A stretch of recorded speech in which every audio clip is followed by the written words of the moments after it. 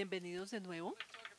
Hablemos de esta nueva enfermedad muy interesante que empezamos a reconocer, la esofagitis eosinofílica, reflujo gastroesofágico o alergia. En la esofagitis eosinofílica, los eosinófilos infiltran el epitelio escamoso esofágico y liberan productos de secreción que median el daño tisular, la remodelación tisular y los síntomas. Identificamos a los pacientes con esofagitis eosinofílica cuando vienen con síntomas. En niños pequeños, un síntoma típico de la esofagitis es vómito, intolerancia a la alimentación, aversión a la alimentación y falta de crecimiento o desarrollo. En los adultos, la disfagia y también la impactación de alimentos son los síntomas más frecuentes. En los adultos, además, se quejan por dolor torácico, pirosis y también dolor abdominal superior igualmente. Pero estos síntomas no son específicos para la esofagitis eosinofílica. Si uno tiene uno de estos síntomas, es probable que se haga una endoscopia. Y el hallazgo endoscópico típico de la esofagitis es el esófago en anillo, estos surcos verticales y también exudados blancos. Estos exudados blancos son pequeños abscesos eosinofílicos. Desafortunadamente, el acuerdo entre endoscopistas para identificar estos hallazgos no es completo y el esófago puede parecer totalmente normal hasta en 25% de los casos. Si usted sospecha la esofagitis eosinofílica, una endoscopia normal no excluye el diagnóstico. Hay que tomar biopsias. Nuevamente, estos hallazgos endoscópicos no son específicos para la esofagitis eosinofílica. Un requisito para el diagnóstico es que usted tenga por lo menos una biopsia, un espécimen que muestre por lo menos 15 eosinófilos por campo de alto poder. Otros hallazgos típicos de esta enfermedad incluyen también microabscesos eosinófilos, hiperplasia en la zona basal, similar a la que se observa en la enfermedad por reflujo. También espacios intercelulares dilatados, muy similares a la que se observa en enfermedad por reflujo. También se presenta fibrosis subepitelial que generalmente no se encuentra en enfermedad por reflujo. E incluso, aunque ese hallazgo de 15 eosinófilos por campo de alto poder es un requisito para el diagnóstico, es importante darse cuenta que 15 es un número completamente arbitrario, no tiene importancia biológica establecida.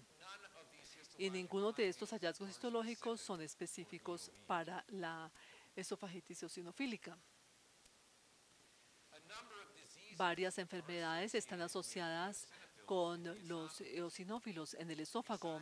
Además de esta esofagitis, podemos también eosinófilos en el esófago de pacientes que presentan enfermedad por reflujo, también gastroenteritis eosinofílica, que presentan enfermedad de Crohn, que presentan infecciones y ciertas enfermedades de tejido conectivo, vasculitis y también en el síndrome hipereosinofílico. Pero en general, la enfermedad en esta lista que causa más confusiones de diagnóstico es la enfermedad por reflujo gastroesofágico y hablaremos de esto más adelante. ¿Qué tan común es este trastorno en la población general? Aquí tenemos una población de estudio de base poblacional en el condado Olten, en Suiza, una población de 90.000 personas, atendidos solo por 2 gastroenterólogos. En este estudio, el diagnóstico de esta enfermedad se basó en los hallazgos clínicos patológicos, síntomas esofágicos refractarios a inhibidores, Y en la biopsia, aunque le dije que 15 es la cifra mágica, en este estudio 24 eosinófilos por campo de alto poder se consideró y se excluyeron otras causas de eosinófilos esofágicos. Estos son requisitos muy estrictos para el diagnóstico y es probable que esta sea una subestimación de la prevalencia. En el 2009, con esos criterios bien estrictos, la prevalencia acumulativa de esta patología tenía una prevalencia de 0.04%, uno en cada 2.500. Hay un estudio también de la Clínica Mayo que muestra un estimativo similar de prevalencia. Para comparación, la prevalencia de la colitis ulcerativa en la población general está entre 0.01 y 0.2%. De todas formas, parecería que la prevalencia de la esofagitis eosinofílica es similar a la prevalencia de la enfermedad inflamatoria intestinal. Este reporte de la base de datos de diagnóstica CARIS muestra que esta patología afecta a todas las edades. Entre enero del 2002 y mayo del 2006, esta base de datos incluía igualmente especímenes de biopsias del tracto gastrointestinal de 400,000 y pico de pacientes de 64 estados de Estados Unidos, 363 casos que presentaban diagnóstico de patología. De la patología, este histograma muestra distribución etaria. La edad promedio de los pacientes fue de 30 años y la mayoría de los pacientes eran pacientes menores a 50 años, pero miren este gran rango de edad de 1 a 90 años. Vemos literatura pediátrica que documenta muchos casos de lactantes con esta patología cuyas edades se miden en meses. Cualquier edad puede verse afectada por esta esofagitis. La esofagitis eosinofílica parece afectar también todos los grupos raciales y también los grupos étnicos. Estudios tempranos sugirieron que era un trastorno con predilección por la población blanca, pero recientemente los estudios sugieren que los blancos y los afroamericanos por lo menos se ven afectados con frecuencia similar, aunque pueda haber algunas diferencias raciales en la manifestación de esta patología. Por ejemplo, los surcos endoscópicos, anillos, parecen ser poco comunes en pacientes de raza negra. Y sabemos ahora que hay informes de patologías de todo el mundo. He hablado con varios de ustedes que me dicen que también ustedes ven esto con más frecuencia también en Colombia. La esofagitis afecta a ambos sexos, pero en la mayoría de las series la predominancia es en hombres, el factor es 3:1. Dije que es una nueva enfermedad, una nueva patología. En el 78 es cuando el término esofagitis eosinofílica empezó a aparecer por primera vez en el título de un artículo médico.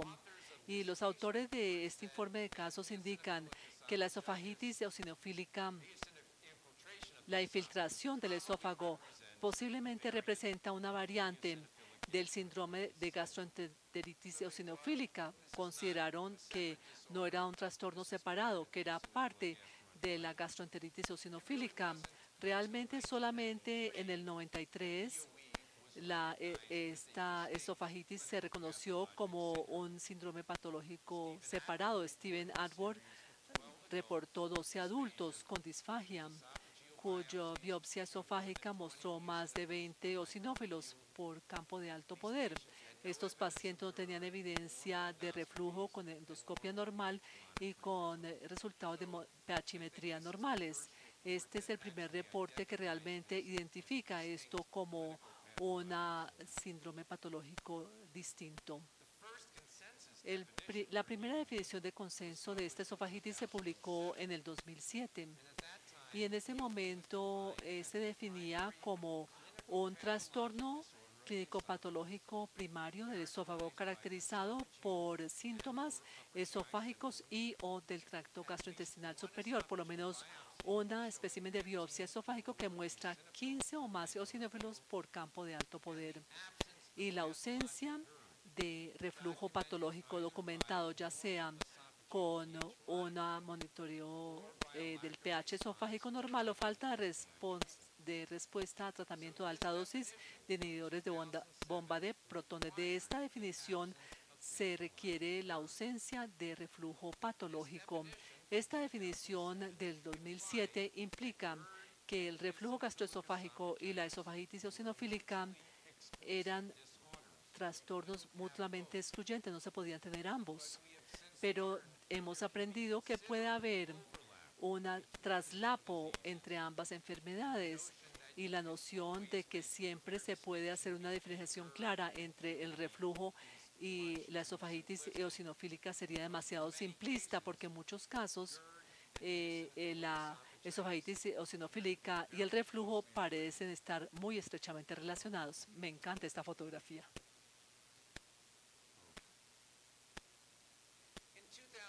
En el 2007, Dr. Susan Gentan y yo propusimos 4 razones posibles por la cual el reflujo podría estar asociado con los eosinófilos esofágicos. Primero, sabemos ya que el reflujo puede causar una eosinofilia leve con menos de 7 eosinófilos por campo de alto poder. Y el mecanismo de esto aún no es totalmente claro. También es posible que el reflujo gastroesofágico y la esofagitis coexistan, pero no están relacionados. Las encuestas sugieren que al menos en Estados Unidos, más o menos 20% de los adultos tienen reflujo gastroesofágico. Si el reflujo no lo protege de tener la esofagitis, y esto parece poco probable que nos proteja el reflujo de esto, entonces esperaría por lo menos 20% de pacientes con esofagitis con reflujo simplemente por pura suerte. Pero además de esto, además de la probabilidad asociada, también es posible que la esofagitis contribuye o cause el reflujo gastroesofágico. Algunos productos secretorios eosinófilos alteran la motilidad y permeabilidad de la mucosa esofágica y también inducen la remodelación con deposición fibrosa y esto puede predisponer a enfermedad por reflujo. Y finalmente es posible que el reflujo gastroesofágico contribuya o incluso cause la esofagitis eosinofílica. El reflujo puede causar que la mucosa esofágica produzca quimioquinas que atraen los eosinófilos y el daño de ácido péptico hace que la mucosa esofágica presente fugas y sea permeable a grandes péptidos que puede exponer capas profundas del epitelio a estos antígenos de los péptidos. Miren que si estos dos mecanismos contribuyen a esta patología en algunos pacientes, los inhibidores de bomba de protones pueden ayudar a estas personas incluso si el reflujo no está clínicamente aparente. Y de este punto hablaremos más adelante en esta charla y en la charla de la doctora Susan que sigue la mía. En el 2011, un segundo grupo de trabajo propuso una nueva definición conceptual, que la esofagitis eosinofílica es un tipo de enfermedad crónica inmune mediada por antígenos, caracterizada clínicamente por síntomas relacionados con la disfunción esofágica, histológicamente por una inflamación con predominio de eosinófilos. Considero que este es una definición conceptual excelente, pero no se traduce inmediatamente en criterios de diagnóstico claros. El grupo de trabajo propuso, por tanto, sus guías diagnósticas. Dicen que esta patología es una enfermedad clínico-patológica. Se requieren síntomas clínicos de la disfunción esofágica y también se requiere patología, al menos con una biopsia esofágica que muestre inflamación predominante que eosinófilos, al menos con 15 eosinófilos por campo de alto poder. Y dicen además que si uno quiere hacer que este diagnóstico sea apropiado, se recomienda tomar de 2 a 4 especímenes de biopsia, tanto del esófago proximal como del distal. Además, la patología debe aislarse o estar aislada al esófago. Recuerden que el informe de casos inicial que utiliza la esofagitis eosinofílica en su título se consideraba como parte de la gastroenteritis eosinofílica. Esta definición dice no, la enfermedad en este caso es algo que está aislado al esófago. Además, otras causas de eosinofilia esofágica deberán excluirse. Y la guía dice igualmente que la enfermedad debe presentar remisión con tratamiento de exclusión dietaria, esteroides o ambas cosas. Parecería haber una predisposición genética a este trastorno. Aproximadamente 8% de los pacientes pediátricos tienen al menos un hermano o el padre que tiene esofagitis eosinofílica. 70% de los pacientes son hombres. Está asociada con variantes en 5q22, que es el locus cromosómico del gen linfopoietina estromal tímico, expresión limitada a muchos problemas donde se tiene este tipo de análisis de microarreglos de ARN, como discutió la doctora Susan. Tenemos evidencia clara de que la esofagitis eosinofílica es un trastorno alérgico. 70% de los pacientes tienen historia de enfermedad atópica, rinitis, asma o dermatitis atópica. Y si se hace pruebas de alergia con punción en la piel o parche en la piel, la mayoría de los pacientes van a mostrar sensibilización a alimentos o alergenos. Algunos pacientes describen variación estacional en sus síntomas, lo que sugiere que puede reaccionar a una alergia transportada por el aire. En modelos animales, la esofagitis eosinofílica puede inducirse con sensibilización a alergenos. Y me encanta esta fotografía del ratoncito con esofagitis que parece que fuera a estornudar. Bueno, la evidencia más importante de que es una manifestación de la alergia a alimentos se obtiene de la respuesta dramática a dietas elementales. En estudios pediátricos casi que todos los pacientes mejoraron con terapias con dietas elementales. Aquí tenemos datos de la Clínica Mayo sobre la incidencia de la esofagitis eosinofílica en el condado de Olmsted en Minnesota. Observen que la condición ni siquiera se reconocía sino hasta los 90 y la incidencia se ha reducido de forma dramática desde ese momento. ¿Por qué no veíamos la esofagitis eosinofílica antes del 99 o del año 90 y por qué vemos tanto de esta en la actualidad? Bueno, la respuesta es que no lo sabemos por qué vemos esta enfermedad, pero varias hipótesis se han propuesto para explicar la apariencia y el aumento de la incidencia de esta esofagitis eosinofílica. Una es la hipótesis de la higiene, que establece que los países occidentales ya no tienen condiciones como esta que aparece aquí. Tenemos menos encuentros con factores de estrés en la niñez y el sistema inmunológico joven nunca aprende a manejar estos factores de estrés y esto lleva al desarrollo de alergias en los adultos. También se ha propuesto que los cambios en la composición de los alimentos también pueden ser la base del desarrollo de este trastorno alérgico. Alimentos modernos tratados con plaguicidas, fungicidas, fertilizantes químicos, utilizamos aditivos químicos y el procesamiento y empaque de los alimentos modernos da como resultado que nosotros tenemos una ingesta de diferentes químicos que pueden facilitar una respuesta inmunológica.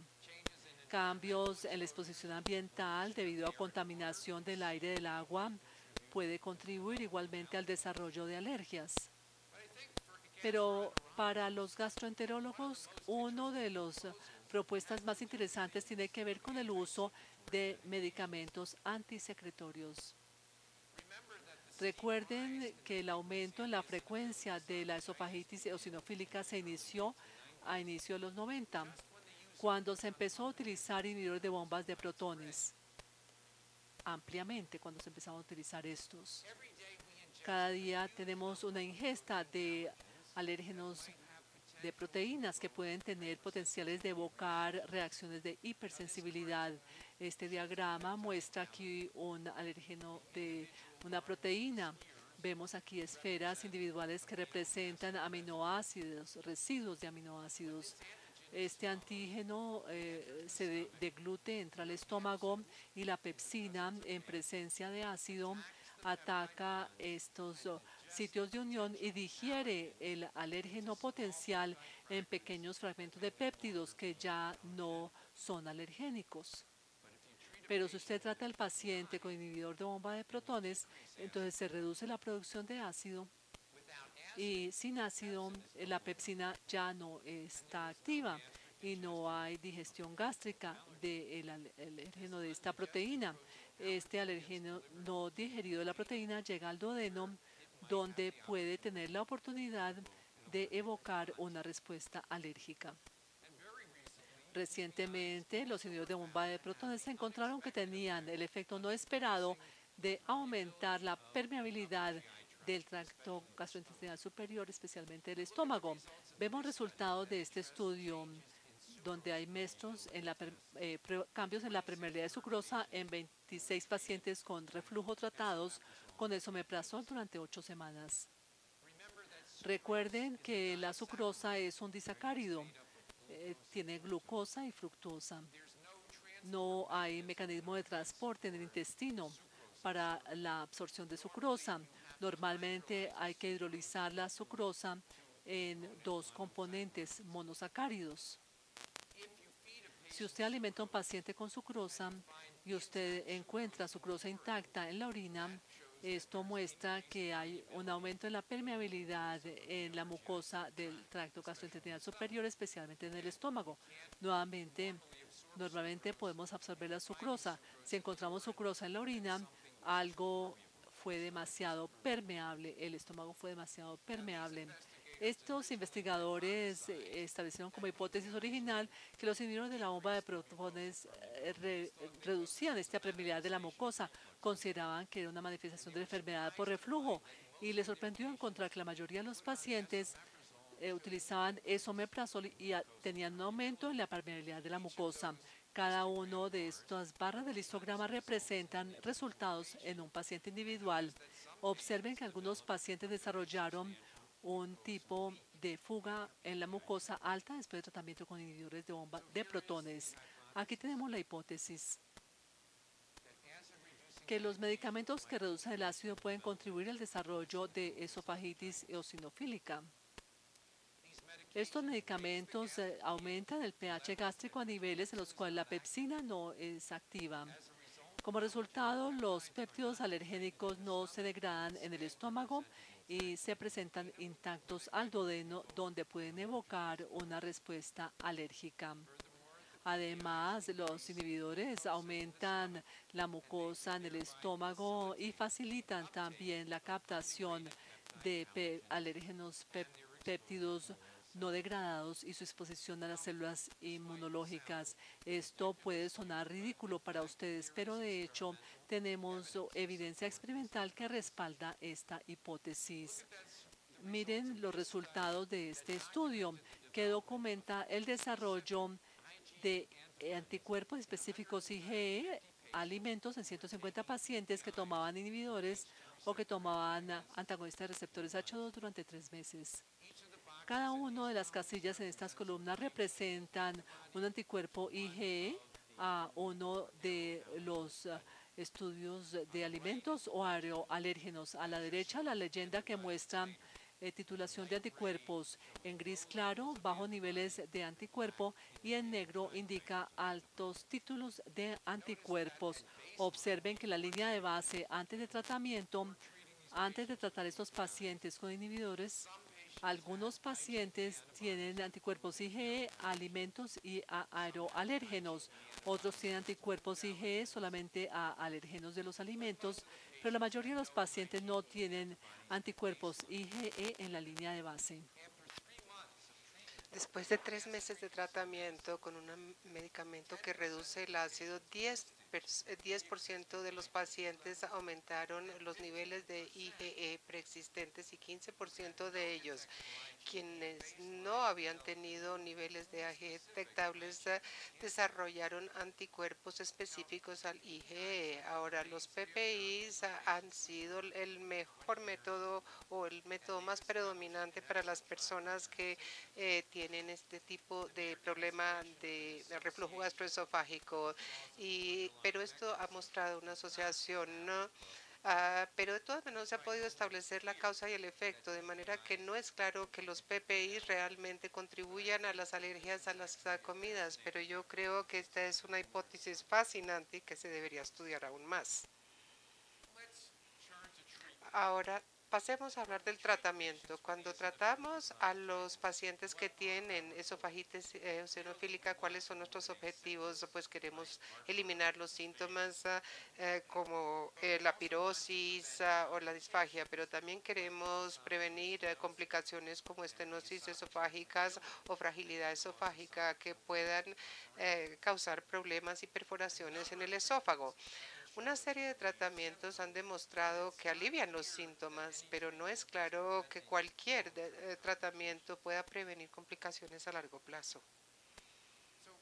Entonces, tenemos nuestras opciones de tratamientos aquí. Tenemos antirreflujo, la tratamiento antirreflujo, terapias de dietas, terapias con esteroides, inmunomoduladores, otros agentes y dilatación esofágica. La doctora Sousa va a hablar sobre los PPIs y los IOE, pero ahora hablemos sobre la terapia con dieta. El EOE o la esofagitis es una manifestación de alergia a la comida, entonces una dieta especial tiene sentido. Hay tres enfoques específicos para este tipo de terapia.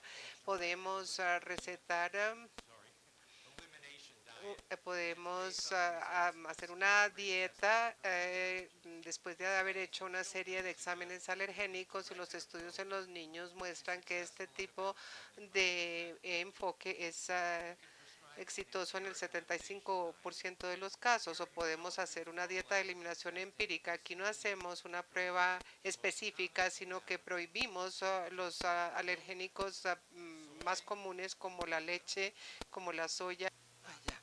Bueno, entonces podemos prohibir los alergénicos más comunes como la leche, la soya, los huevos, el trigo, las nueces o la comida de mar. Y esto ha tenido una tasa de éxito del 70% en los niños. O podemos utilizar una dieta elemental que utiliza fórmulas basadas en aminoácidos. Y en los niños esto tiene una tasa altísima de éxito, 95%. Hay datos recientemente que nos muestran que la dieta elemental funciona en los niños, pero seguramente los adultos no van a aceptar una dieta elemental para este tipo de trastorno. Este es un estudio que fue publicado el año pasado sobre los efectos de una dieta eliminando 6 tipos de alimentos en este tipo de esofagitis en 50 adultos y los resultados fueron excelentes.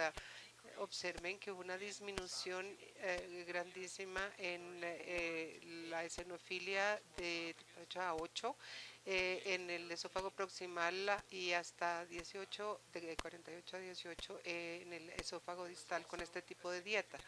También hubo una gran mejora en cuanto a la disfasia, con los puntajes que disminuyen desde 12 en la línea de base a 3.5 después de 6 semanas de esta dieta, eliminando ciertos alimentos, de manera que esta terapia de dieta funciona en los adultos. Y este grupo reportó resultados a largo plazo también en los 50 pacientes que hicieron las 6 semanas de esta dieta de eliminación de alimentos. 20 de ellos habían sido reintroducidos para tratar de identificar cuáles alimentos estaban disparando la alergia. Entonces tuvimos el trigo 60%, la leche 50%, soya 10% y nueces 10% y huevos 5%. Las pruebas de picar la piel no fueron útiles para esto porque este tipo de examen predecía solamente 13% de los alimentos causantes y 67% de los pacientes tuvieron un resultado negativo en el SPT. Ahora, entre estos 90 pacientes que se les encontró que ciertos alimentos disparaban su alergia, pues se les quitaron estos alimentos y a todos les fue bien. Cuando la comida cuando los alimentos vuelven a ser tomados por el paciente, vuelven y se presentan los problemas. Entonces, este tipo de terapia de dieta es buena para las personas que han identificado los alimentos que les disparan las alergias. Ahora vamos a hablar sobre preparaciones tópicas, fluoxetazón o Budesonide porque queremos eliminar problemas con los esteroides sistémicos. Tenemos un estudio que nos muestran que estas terapias tópicas son buenas, pero no son maravillosas. Este estudio nos muestra que el 50% de niños con esofagitis que fueron tratados con fluticasona tuvieron una remisión, y esto lo he comparado con 9% de los niños que fueron tratados con placebo. Estos niños tenían síntomas como dolor abdominal, disfagia, vómito, y solamente el vómito mejoró significativamente con la administración de esteroides. O sea que los resultados son buenos, más no excelentes. En este estudio de placebo controlado, randomizado, la fluticasona fue mucho mejor que el placebo para mejorar la histología del esófago. 62% de los pacientes con fluticasona tuvieron una remisión histológica completa comparado con 0 en el grupo de control con placebo. La fluticasona no fue muy superior al placebo para mejorar los síntomas de la disfagia. Entonces los esteroides pueden ayudarle a algunos pacientes, pero una gran proporción no responden a los esteroides ni histológicamente hablando, ni sintomáticamente hablando. También tenemos algunos estudios randomizados que comparan esteroides con PPI como un tratamiento inicial para esta esofagitis. En este estudio, 30 pacientes que aparentemente tenían esofagitis fueron aleatorizados para recibir o esomeprazol o fluticasona. En la línea de base se vio que más de la mitad de los pacientes en ambos grupos tenían un reflujo ácido anormal. Después de 2 semanas, los dos tratamientos tenían los resultados, que no eran maravillosos para mejorar la disfagia. El esomeprazol uno creería que solo le ayudaría a los pacientes con reflujo anormal, pero ese no fue el caso. La disfagia mejoró solamente en 1 de los 7 pacientes con el reflujo ácido anormal en el grupo de esomeprazol, y eso no tuvo una gran diferencia con los resultados de fluticasona. Y ambos, el PPI y la fluticasona, que causó una gran disminución en los números de los eosinófilos esofágicos. Aquí tenemos otro estudio con la eosinofilia esofágica, 42 adultos que tuvieron un tratamiento con 8 semanas, fluticasona versus esomeprazol. Tenemos entonces 42 adultos con síntomas como la disfagia, la impactación de la comida o la pirosis.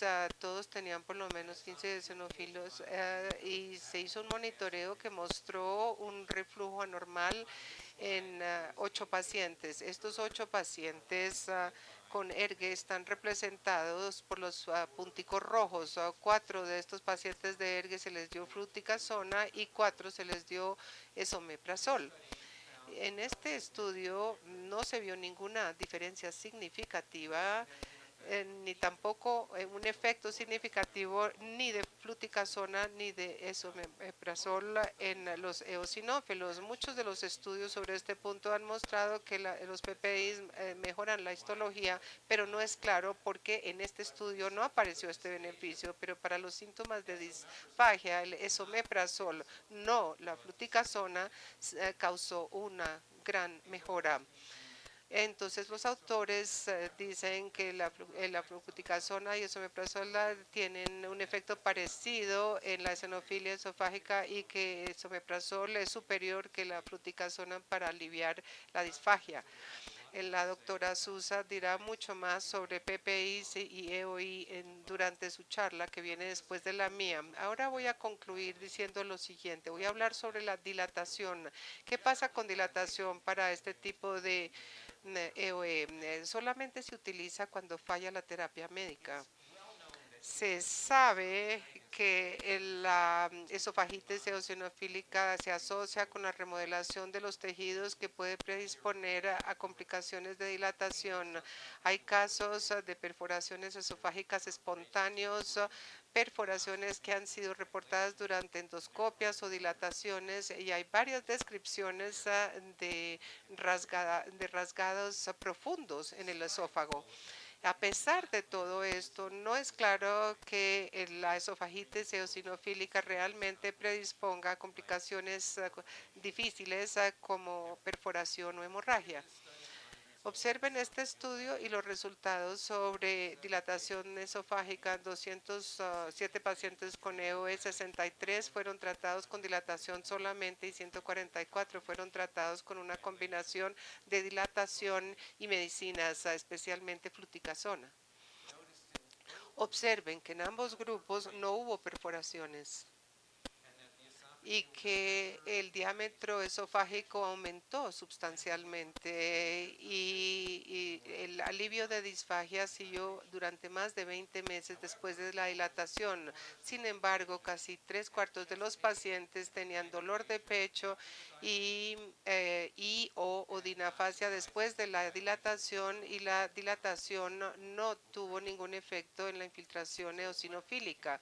De manera que, ¿qué conclusión sacamos de todos estos estudios no controlados sobre la dilatación esofágica? Bueno, pues yo creo que de todas maneras tiene sentido intentar la terapia médica primero que todo, aún en pacientes que tienen estenosis fija y puede que tengan un poco de alivio con terapia médica, pero si tenemos que hacer otra cosa en el esófago, tenemos que tener caución, pero no asustarnos demasiado. Porque realmente no va a haber pues hay tantas probabilidades de que haya complicaciones con EOE que con cualquier otro tipo de estrechez en el esófago, pero puede haber la posibilidad de que haya odinofagia o dolor en el pecho después de la dilatación y hay que advertirle a los pacientes que estén preparados para este tipo de problema. Bueno, este es el manejo que yo haría para los que tienen especímenes que tienen más de 15 EOS por HPF. Recomendamos PPI 3 veces por día durante 4 a 8 semanas. Si resulta que este paciente tiene el ERGE o si vemos que sigue la esonafilia, entonces en cualquiera de los dos casos tendría sentido continuar con la terapia PPE porque esta alivia los síntomas. Pero si los síntomas persisten a pesar de administrar PPI, seguramente este paciente sí va a tener esofagitis eosinofílica que puede que la ERGE esté o no contribuyendo a esto. En este momento, la terapia con dieta debe ser considerada. No es totalmente claro si debe ser una dieta con eliminación empírica, pero de todas maneras en un adulto de todas maneras se favorece la dieta de eliminación empírica. Si se resuelven los problemas, podemos continuar con la terapia de dieta y podemos empezar a permitirle al paciente que vuelva a tomar ciertos alimentos uno a la vez, a ver cómo le va. Pero si el paciente no quiere hacer este tipo de terapia con dieta, entonces se puede intentar esteroides tópicas durante 6 a 8 semanas. Si se resuelven los síntomas, podemos hacerle seguimiento al paciente y volver a dar esteroides si fuera necesario. pero desafortunadamente seguramente será probable que el paciente tenga que tener varios cursos de esteroides de manera indefinida y si siguen los síntomas, consideren una infección esofágica, especialmente por cándida. Y si los pacientes se mejoran en un principio y luego vuelven, recuerden que están administrando un esteroide, entonces uno puede finalmente tener problemas de cándida y sí, puede haber también estenosis y en ese momento hay que hacer una dilatación del esófago.